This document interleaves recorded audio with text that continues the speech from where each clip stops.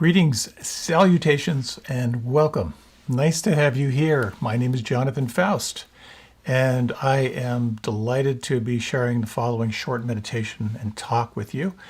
We are here on the traditional Thanksgiving event. So the talk is on gratitude, but also more than that, it's about the art of receiving, which is the other side of the equation. So I'm looking forward to having this time with you. Thank you for being here. Before we launch, a quick thank you to the Insight Meditation Community of Washington and to Glenn Harrison, our producer, who manages to get this out to you. Thank you so much. Also, just to say big thank you to our Mindful Movement leader, Rita Moran, and to our Mindful Dialogue leader, Ray Maniyoki. 6:30 Eastern Standard Time, you can join Rita for mindful movement to kind of release some deep-seated tension and prepare yourself for meditation and the talk. And then afterward, you can join with Ray. Mindful Dialogue is an opportunity to connect with others, to share about your practice, anything from the talk, dialoguing around what it means to be mindful. So thank you, Rita and Ray, for all that you do. And just to say that all this is offered freely.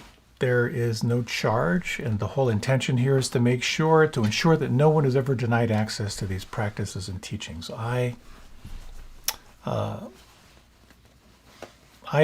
appreciate this. I've appreciated this in my practice, that I actually have kind of entry to these practices, and I've been inspired to do the same. So if you feel inspired to support this, that's what keeps the ball rolling. So thank you for that. I appreciate it. I got a newsletter, and in that I offer summary of talks, my best photography for the month. So that's available on my website, and the links for Mindful Movement and for Mindful Dialogue are also on my Facebook page and also on my website. So all that is out of the way. I will be offering a retreat in like the third week of January on mindful intention. Just a heads up, I'll have that information out there soon. I think that's it in terms of shameless promotion. So let's dive into a little bit of practice. Always good to move your body a little bit. So you might want to reach your arms up overhead, just alternate as you stretch up from side to side. Let out any sounds. You might roll your shoulders back, open up the scapula, scapulae, whatever they're called. And as you're ready, let your eyes close. And you might like to begin to simply feel your breath on the inside. Very powerful way to entrain your attention to experience in ever deeper levels this sense of being here. And you might, as part of the time of year, take a moment to offer just a sense of gratitude, to have this time to slow down, to come into presence. This gift you've given yourself to be here right now. And you may find it helpful to slow down and smooth out your breath a little bit. Again, just for a few minutes. It's a way of cultivating both concentration and relaxation. The breath deep and smooth and slow.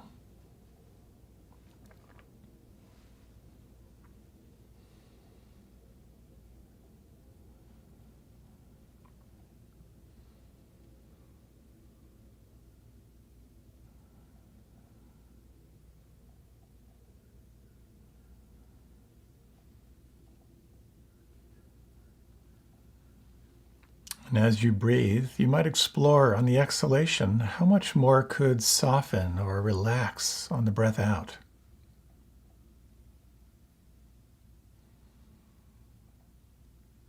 Could you relax the little muscles around your eyes? Could you feel your forehead smooth?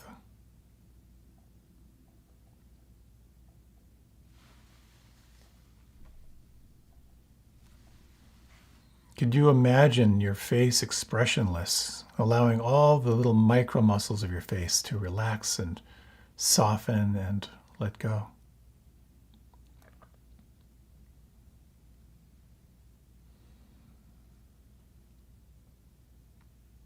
Can you feel the inside of your mouth, the tongue, relaxing the jaw, feeling the lips, the volume of the lips?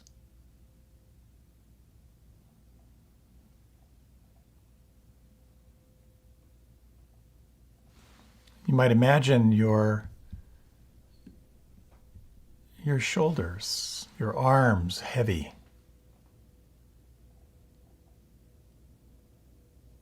sensing down through the elbows,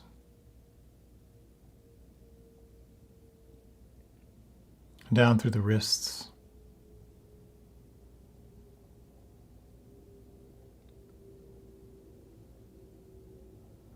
awareness flooding into your palms,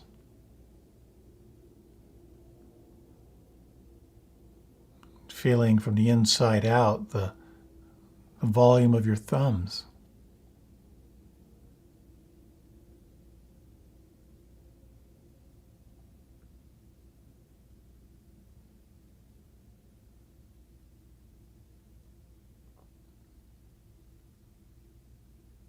The space inside your fingers.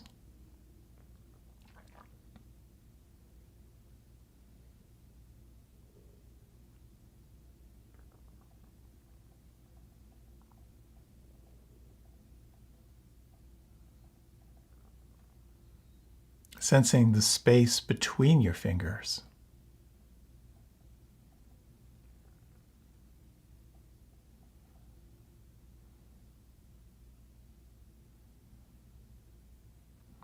The space between your thumbs and forefingers.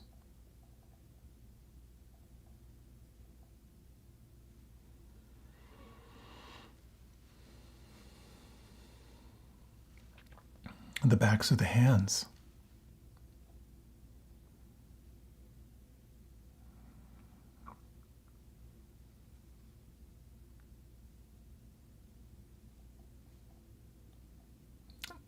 Is it possible to feel this space between your navel and your spine?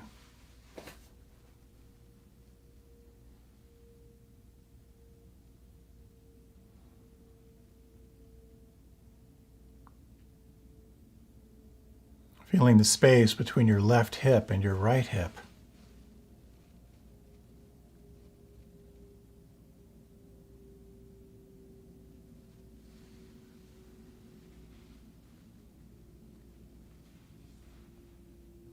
And sensing now from the hips down through the knees,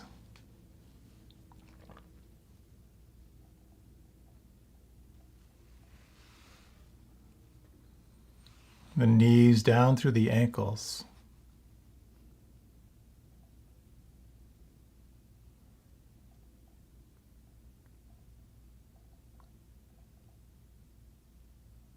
the tops of the feet and the toes.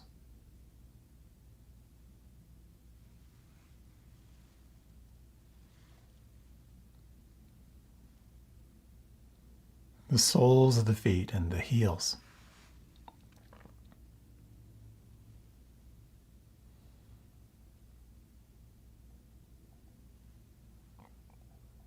Is there anything right now that could soften inside?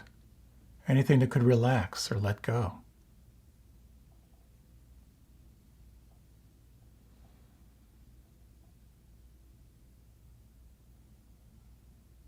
And you might sense, how intimately can you feel this next cycle of breath on the inside?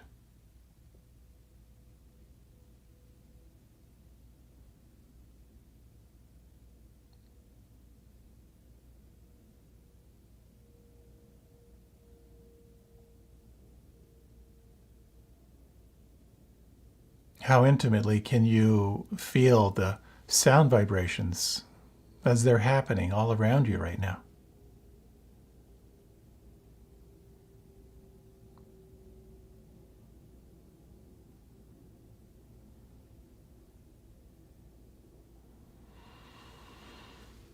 How intimately can you feel from the inside, the palms, fingers, and thumbs?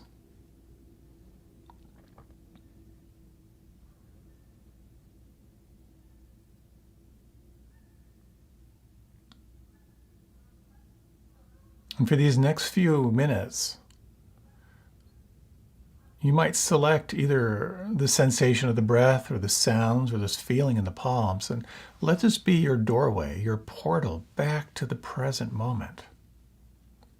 When you notice the mind lost in thought, how gently can you refresh this sense of breath or sound or feeling in the palms?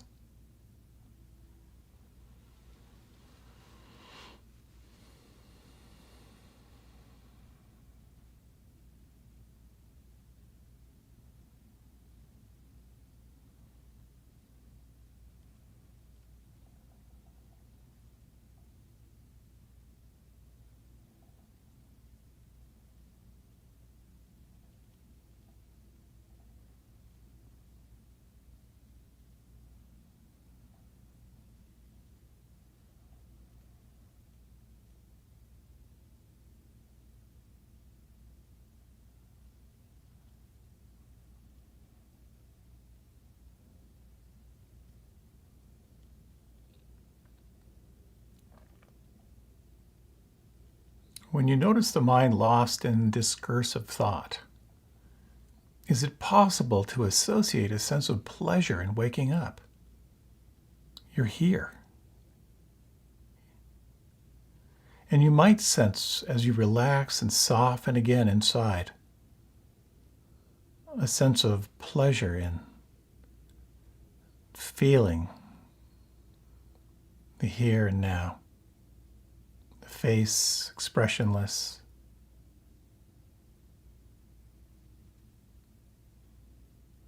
the intimacy of breath,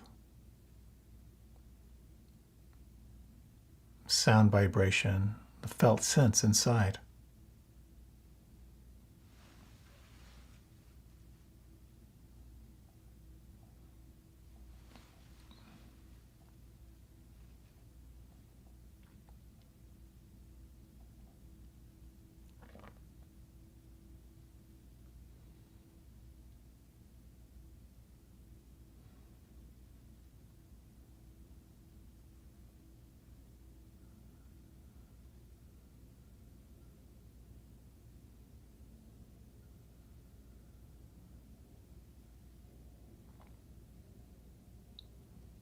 Is it possible to not only to feel everything that's happening right now, but to simultaneously notice what it is that's awake? This quality of mindfulness or non-judging awareness. And you might sense in these remaining minutes what it's like to open your awareness inside and 360 degrees outside. To notice what is changing and sense what it means to let things be just as they are.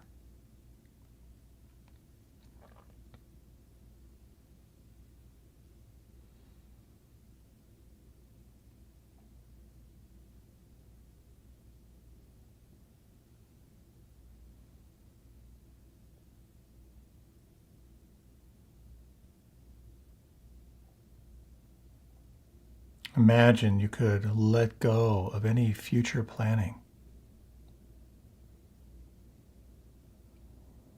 letting go of any reviewing of the past, letting go of trying to make your experience any different than how it is, opening into this sense of here and now, spacious, awake.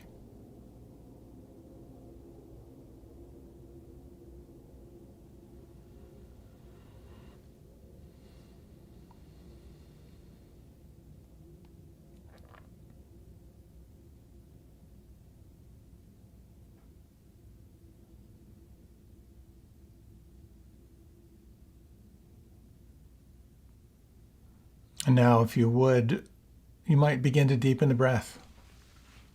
sense anything that may have shifted in the last 15 minutes, quality of presence. And as you deepen your breath, let your body begin to move and stretch in any way that feels good, taking whatever time you need for your transition.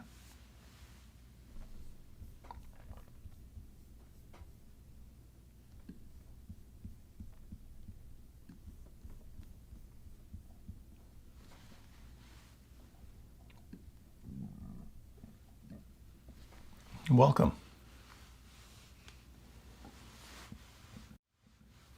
If you have ever sat a residential retreat with me or with Tara and myself, at the end of the retreat, when we talk about dana, this principle of generosity that's core to Buddhist philosophy and Buddhist psychology, you probably heard this reading. Every time I hear it, and I've heard it a lot, and I've shared it a lot, it always touches something inside me. Two brothers shared a field. One brother was married with many children, and the other was a bachelor. The brothers worked very hard, and they split their harvest equally. One day, the married brother thought it wasn't fair. His brother had no children to care for him in old age, so he put an extra bag of grain in his brother's barn. At the same time, the other brother too decided this wasn't fair. His brother had so many more mouths to feed, so he put an extra bag of grain into his brother's barn. As the brothers continued to do this, they would be surprised every morning as they found they had the same amount of grain as before. One day they passed each other in the road, each carrying a sack of grain for the other. It was then that they realized what they had been doing for one another, and they embraced in a moment of true brotherly love.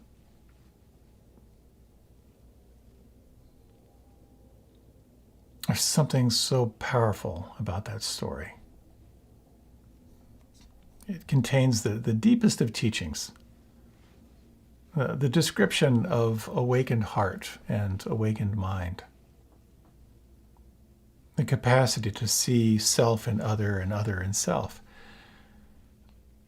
There's another version of that story which I'll share with you, but I'd like to talk about 4 basic things.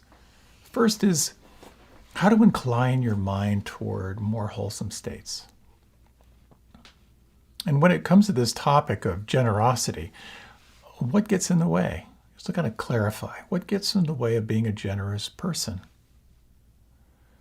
And then a really important part of an exploration around generosity and giving is the other side of the equation, which is learning how to receive. And then finally, to talk a little bit about this whole principle of dana, the conscious, mindful practice of generosity as a spiritual practice. So as you know, we all have this inherent inborn negativity bias. Awareness is pretty much scanning all the time for stuff that could kill you. That's just the way it is. You're driving a car, you're walking down the street and something in the back of your mind is going, don't die, don't die, don't die. And this reminded me of a time when I was in a managerial position at one point, which meant that people would come and dump their stuff at my feet or on top of me. And I learned to ask a question. Someone had come to explain to me how overwhelmed he was with all his responsibilities and all his commitments. And I asked him, well, tell me what's good about this. Or what could be good about your situation. And in this particular instance, he was pretty hot around the sense of overwhelm and being stretched too far. But when he sat with that question, well, what's good about this? Or what could be good about this? he started to shift inside. He began to realize how much he actually kind of enjoyed all the stuff that was coming his way, that so much of what was coming his way was because he was doing such a great job, that he was attracting more and more possibilities, more and more opportunities. And the more he sat with it, the more we kind of had a conversation around just the awe at how well things were going for him. And it's a really interesting question, particularly when we're up against our challenges. What could be good about this, or what's great about this? We grow because of our challenges. I've shared this before, but there's a men's group where they they go around the circle and they share about their AFGO, AFGO. Someone say, well, my AFGO this week is ... AFGO, I will change one of the words, AFGO, another freaking growth opportunity. And the truth is we are given growth opportunities and we grow through our challenges. So, just a question. And we're not going to jump into an AFGO right now, but if you like, you can close your eyes. A little 30-second Zen Pop quiz. Just close your eyes, or don't if you're driving, and take 3 breaths, softening on the out-breath.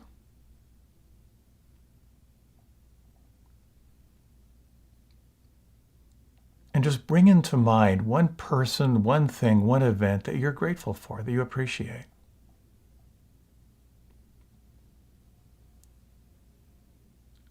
And just sense if you can locate what that feels like inside. Can you visualize it? Can you bring it in as if it was here and now?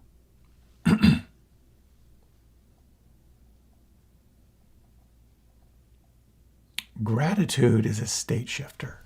It will change your state. And what's very powerful is that when you move from like the thought of gratitude to the experience, to the feeling of gratitude, it's like you can lock in that state even more. If you like, you can open your eyes.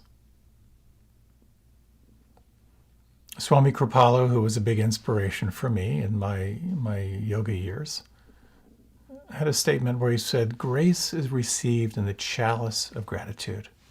In the cup of gratitude, that's where we receive grace, by simply saying thank you. And the challenge, of course, even if it's not great news, if it's not bliss, can you bring in a quality of gratitude for whatever presents itself? I've been inspired around gratitude at different times. I forget about gratitude at different times. But at one point I thought, all right, I've heard about this gratitude journal list before you go to bed, so let me give it a shot. And generally they say, write down 3 things you're grateful for. But of course I wanted to up the ante. So it's like, well, I'm going to write down 10 things I'm grateful for before I go to bed. And to up it even more, I can't repeat myself. It's got to be something new. Well, I pretty quickly ended up like desperately looking for things I could be grateful for. So in order to fulfill my commitment, I started listing all the body parts that didn't hurt. And it was actually a really good practice. Like, wow, my right pinky just feels fantastic. And so on.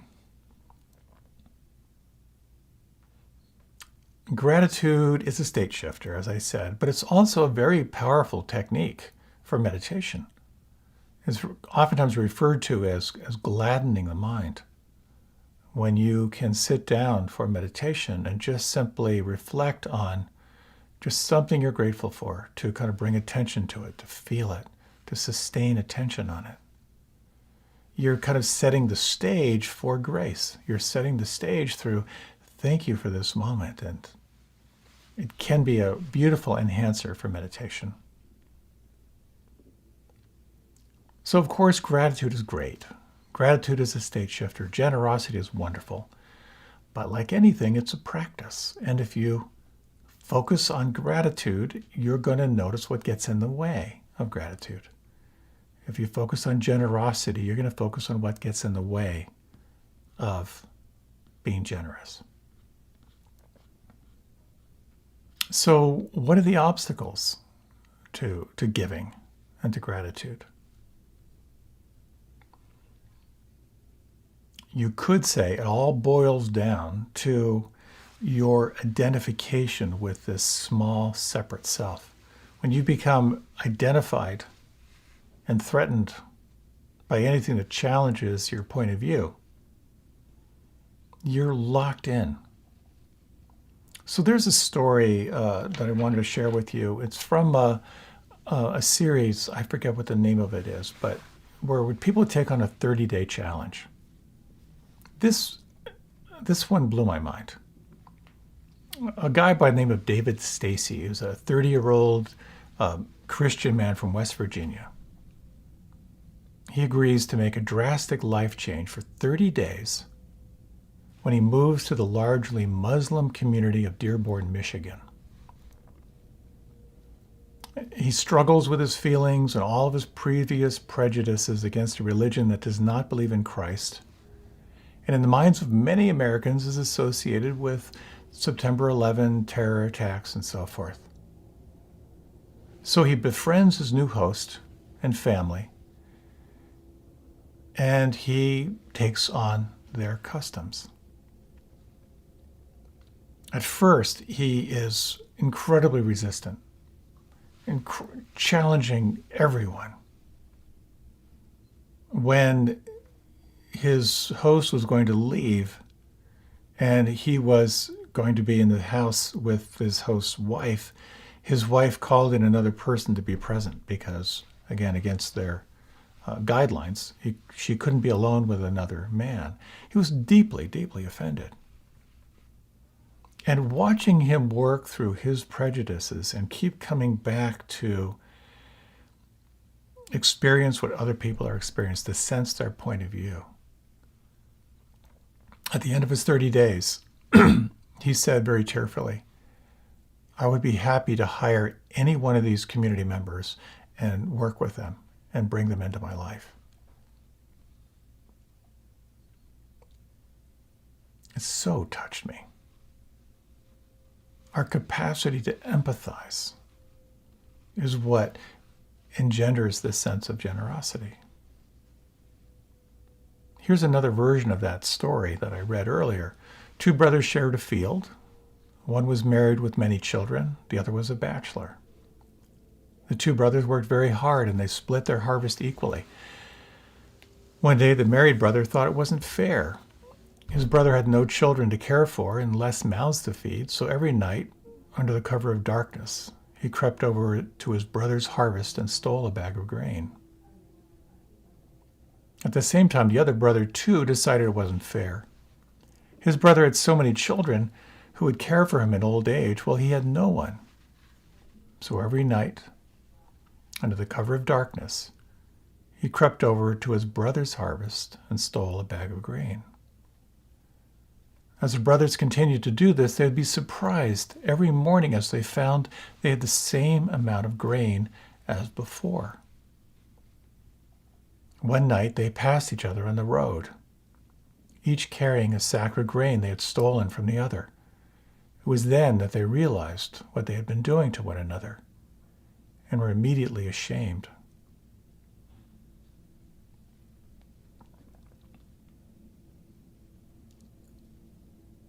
When we live outside of or through our negativity bias, we are immediately thrown into self-preservation, preserving our sense of who we are, either through our physical means or our philosophy, our point of view. When we sense the needs of others, we're immediately threatened. So just a short reflection. Again, another 30 to 45-second inquiry. If you like, you can close your eyes.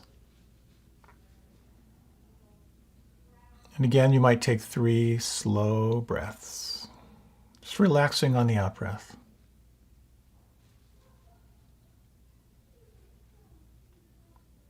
And if you would, bring into mind someone who's kind of a pest or an annoyance in your life.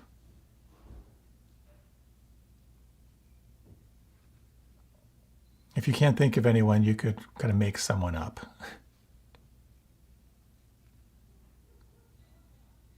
And if you would, sort of bring them into mind.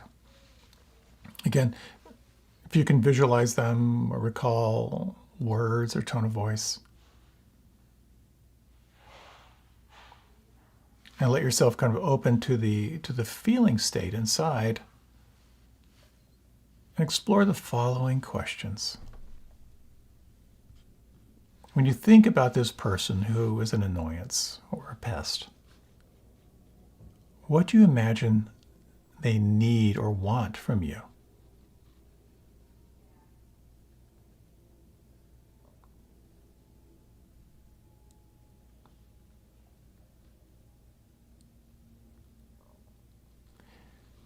If you were to give this to them, what would happen? And take a few moments just to imagine if you were to give them what they were needing or wanting, what do you imagine would happen?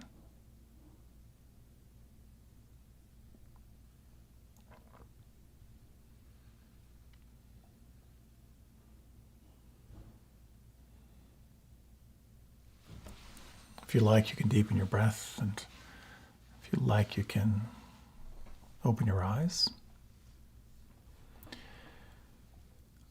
When you focus on generosity as a spiritual practice, it will reveal where you're tight.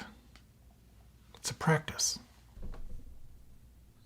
And you get treated to see how stingy you are, how fearful you are, how afraid you are of being taken advantage of.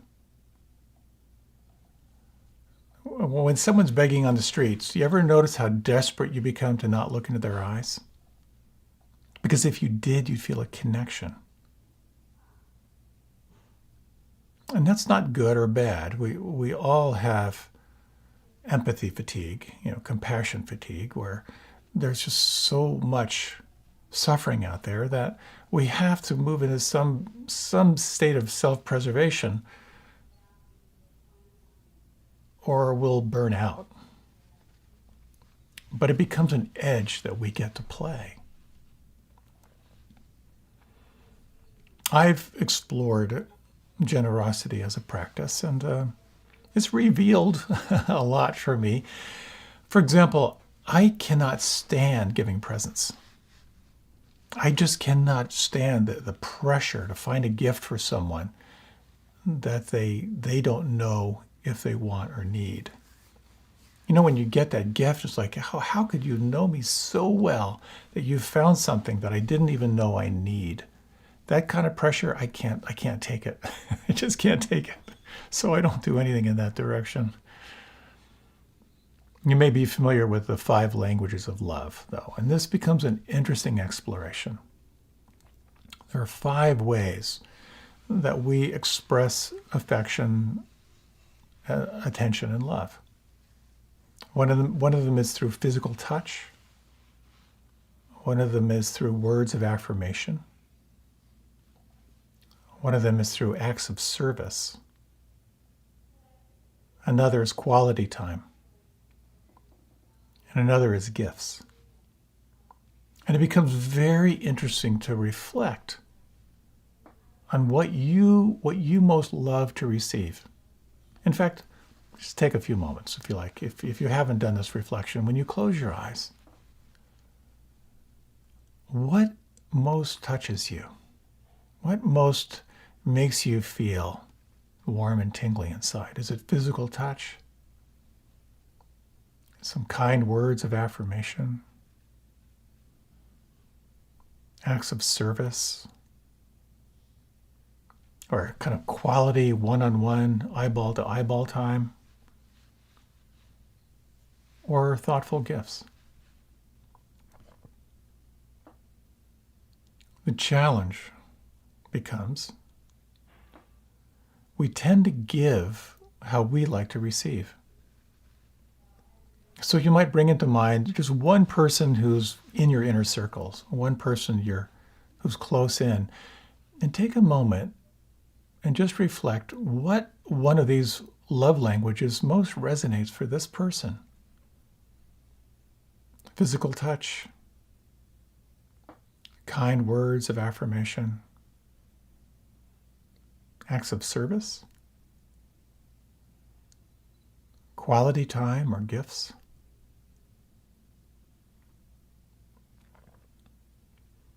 This to me has been a kind of a revelation. If you like, you can open your eyes. For me, being kind of like the middle child who tried to have psychic surgery to have his needs removed because of the disappointment, acts of service just blow my circuit. When Tara makes me lunch, I can't believe someone actually was thoughtful and did something for me. For her, and again, it's usually around our family system and our wounding, quality time for her, kind of eyeball to eyeball, one-on-one time is the most powerful thing for her. And when you do a little assessment of the people in your inner circle and you sense what it is they most appreciate, it becomes a very powerful way to live from this generous place inside. When you sense someone's out of balance, and for them, a hand on their shoulder, or someone's really upset, and you know that if you can step aside and have some eyeball-to-eyeball time, that really touches them. Or for someone, just a few words of praise can just melt their heart. It adds to this whole idea of generosity as a spiritual practice. What is this person needing right now?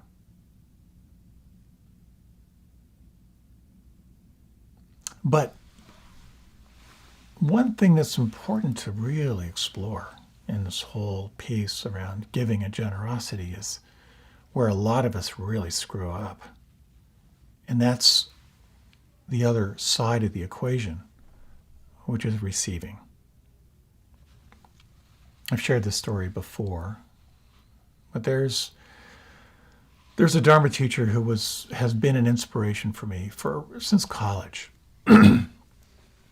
Just his brilliance in writing and the way that he went from being a really successful business person to being a Dharma leader. And he was presenting at a training that I was doing, and I went up to thank him for what an inspiration he'd been for me. And he kind of looked past me. He uttered something completely mundane, and he just kept walking. I found myself,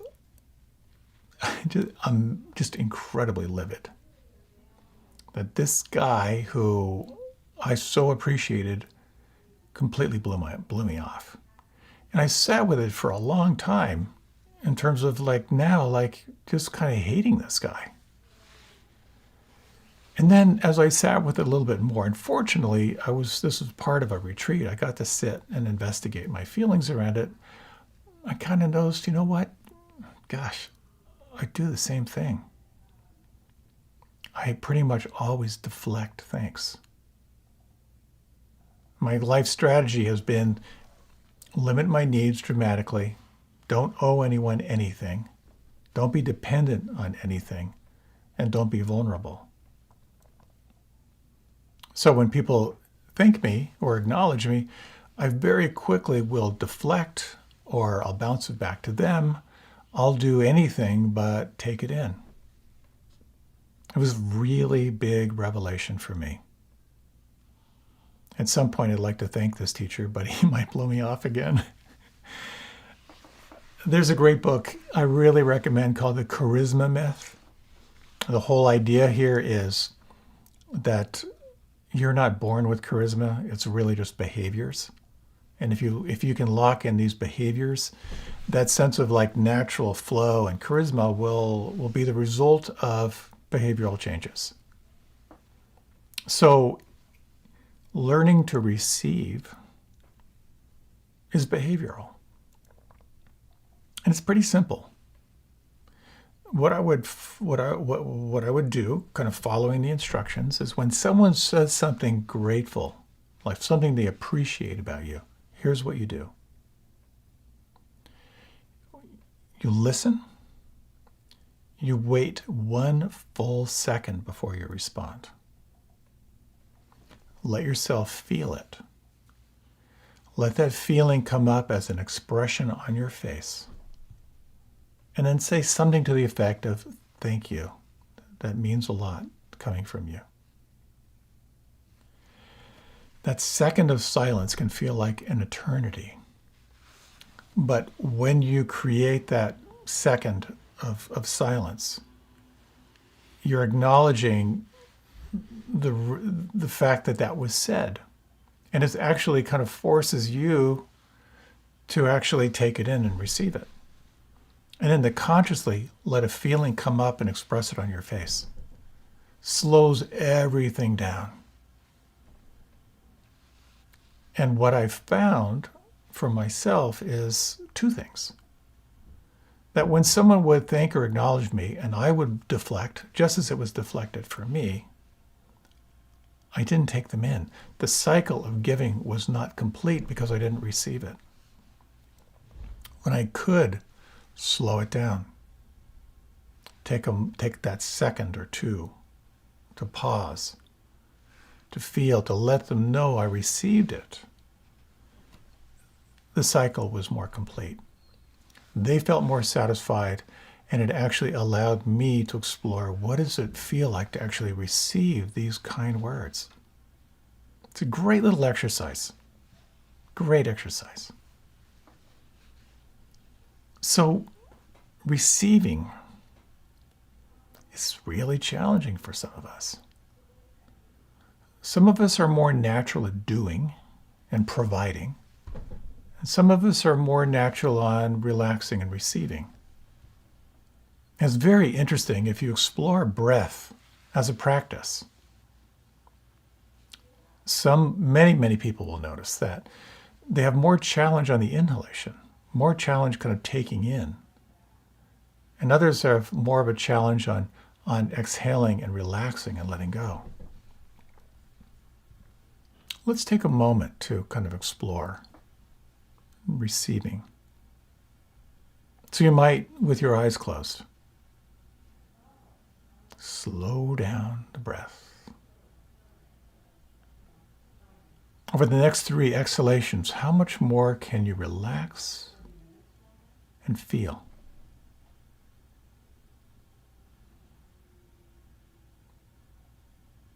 Notice the sounds around you.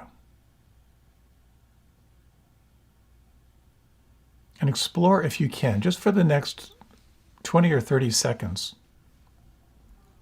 First, you'll notice that you can't hear better by trying harder. And all you can really do is receive the sounds as they're happening. So for the next 30 seconds, can you receive the sounds?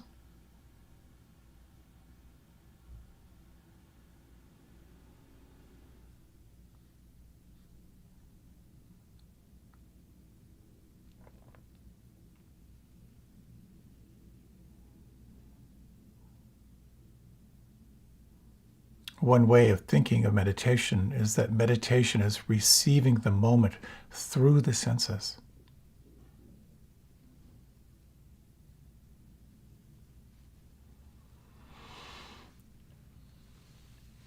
If you like, you can deepen your breath. If you like, you can open your eyes. This practice of giving, of generosity, is directly linked to your capacity to receive. And it becomes a practice itself. I was a dedicated motorcycle guy for many, many years, many decades. And when I studied how not to die on a motorcycle, there's some very, very clear instructions. When you go into a corner on a motorcycle or a car fast, what you want to do is focus on the exit of the curve.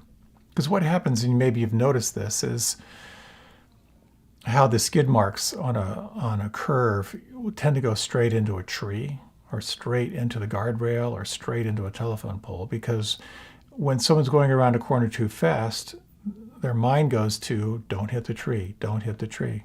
And because that's foremost in their mind, that's where they go. So you focus on the exit of the curve, and chances are better that energy is going to follow your attention. And so that becomes a very interesting practice around what it means to live from generosity and what it means to receive generosity. Whenever there's anyone I run across who is begging, if that's the right word now, asking for donations in a public way, I'm always in this question of like, should I give something? Some organizations say, don't give them don't give to people directly, give to an organization that supports them. But there's something for me around the challenge of making contact. So I try to keep dollar bills handy. I just kind of keep them in my car or just have them on me as a way of just making contact. And what it does is it keeps me in touch with my capacity to be present around giving or not giving. Many years ago, I was directing a program at Kripalu Center, and it was around, it was called Change Yourself, Change the World. And so I invited Bo Lozoff to come and be one of our speakers. This is 30, 40 years ago. And Bo Lozoff had written a book called We're All Doing Time. And it was a book written for people who were incarcerated on how to use their time of incarceration as if they were living in an ashram for their spiritual practice. And he went on to create a community at one point, which now is called Southern Dharma, which is a meditation center down in North Carolina. But I asked him if he wanted to come and be a speaker. And I told him how much we could pay. And he listened and he said, this is interesting, but I'm going to really screw up your system. I'm only going to do this with Donna. And I thought to myself, I don't know who Donna is, but bring her along. Fortunately, I didn't say that out loud. He explained to me what Dana was, D-A-N-A, which is a rough translation of generosity. And this is where the teacher, the Buddha, said, generosity is keystone to the practice. It was one of those very, very first talks. And I'll share that quote with you before we close. That when you practice generosity as a spiritual practice, you give freely, that these teachings and practices are priceless. So there's no charge. But generosity is to be encouraged by all. And he told me how in this community there was no charge for anything. And the donation bowl would sometimes have nothing. Sometimes there'd be a check for $1,000. He said, we've never had a problem. I thought at some point, that sounds really like a neurotic way to do things, but I'm really attracted to that. And I have taught through this system of Dana for, oh my gosh, almost 20 years now. It's very interesting.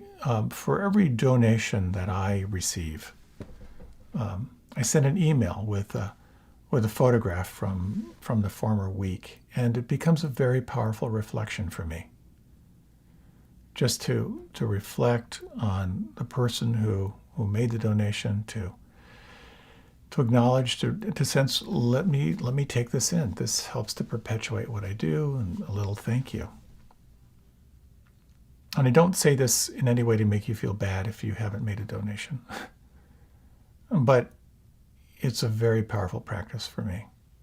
And I will say there's this great story of someone who went to a teacher and said, I'm so grateful for how you make these offerings to support people to practice. What can I give you?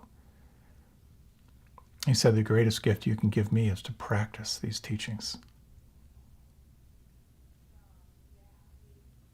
And I find that to be really powerful. Living from that place of generosity, and again, it's not perfect, but it's a practice. I'm not sure if this principle of dana in the West is going to make it, because we're so much of a mercantile culture. But I find it really powerful. The first of the teachings on the 10 paramis, or the 10 perfections, and these are considered the qualities, 10 qualities you are suggested you focus on to kind of enhance your character and your practice. The first of these is on generosity. Sometimes generosity is driven by ego. We make a donation to impress someone, or we give in order to feel better about ourselves, or we give to improve our karma. We give in order to get into heaven.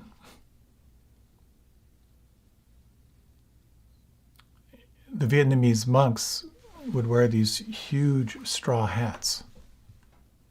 Part of the reason for that is when they ask for food, they can't see who is giving.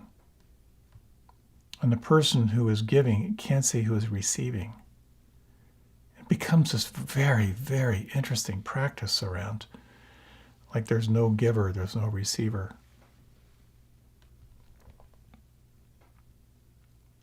Here's what the Buddha said about generosity. If living beings knew the fruit and final reward of generosity and the distribution of gifts as I know them, then they would not eat their food without giving to others and sharing with others, even if it were their last morsel and mouthful. If they should meet a person who is worthy of receiving a gift, selfishness would not abide in their hearts. That's pretty powerful. Essentially, if you knew what I know about generosity, you would not fail to give when you can.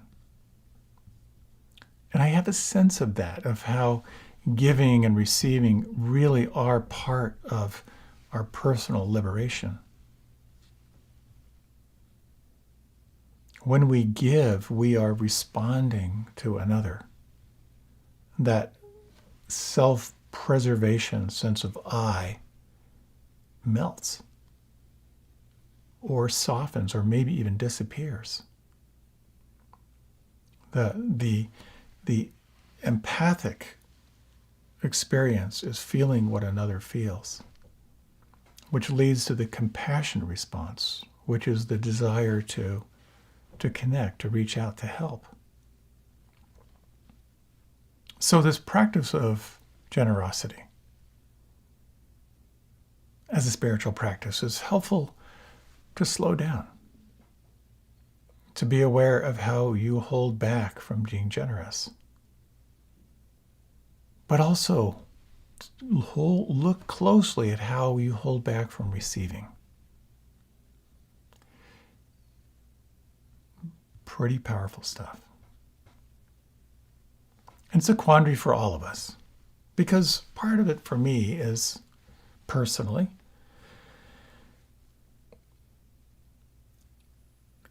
I don't want to be a burden in my old age. So part of that means that I need to have savings to ensure that I am not taking more than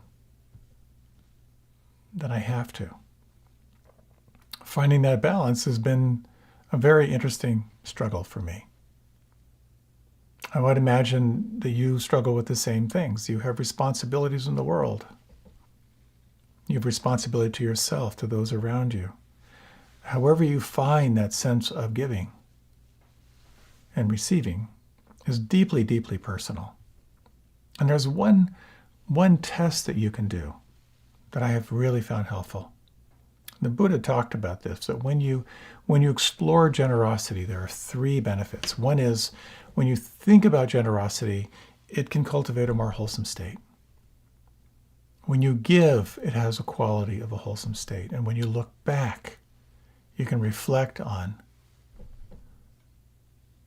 the wholesome state that comes with reflecting on generosity.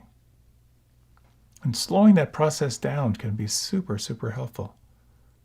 I know for myself, when I've taken, for example, a meditation retreat, and at the end of the retreat, when we're asked, okay, there's no charge, this is all offered freely, is there any way that you would want to respond to kind of support the unfolding of this work? There were times when I was fearful, when I was feeling small, when I was feeling the need for self-preservation, and I was stingy. And when I look back, it's with a feeling of regret.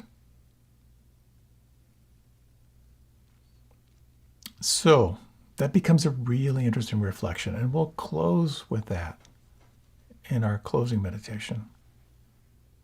If you like, you can close your eyes.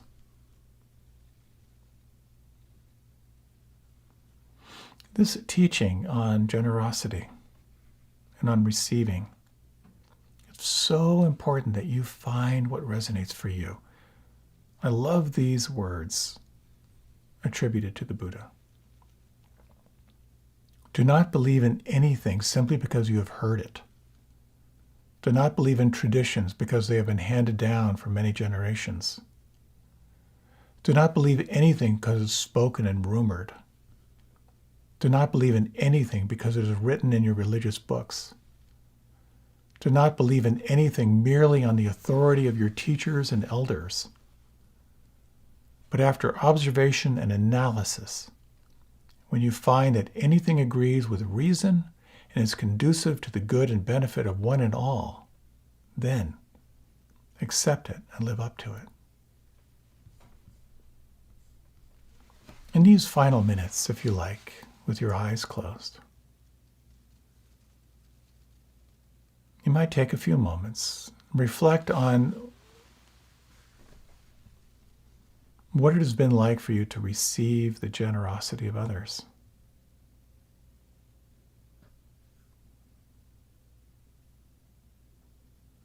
Perhaps just a moment when you were the recipient of kindness, kind words, or a touch.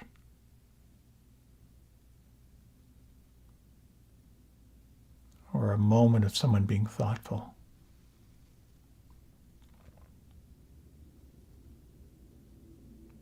And you might bring into mind someone who may be struggling right now. Take a few moments just to imagine what they're needing. And you might ask yourself, what might be a generous act? And imagine offering that.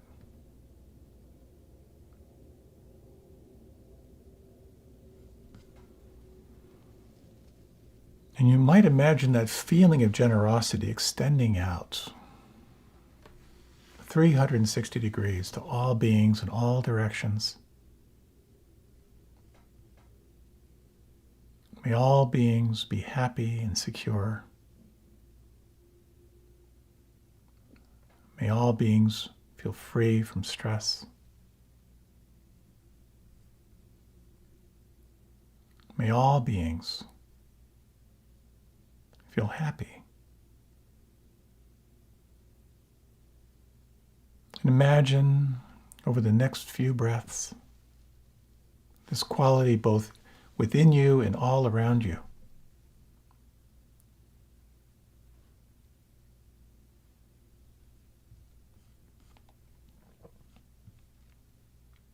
And as you're ready, if you like, you can deepen your breath. If you like, you can open your eyes. Thank you so much for your time and for your attention. May your path be filled with joy and with deep love in your heart. Happy trails. I'll see you again.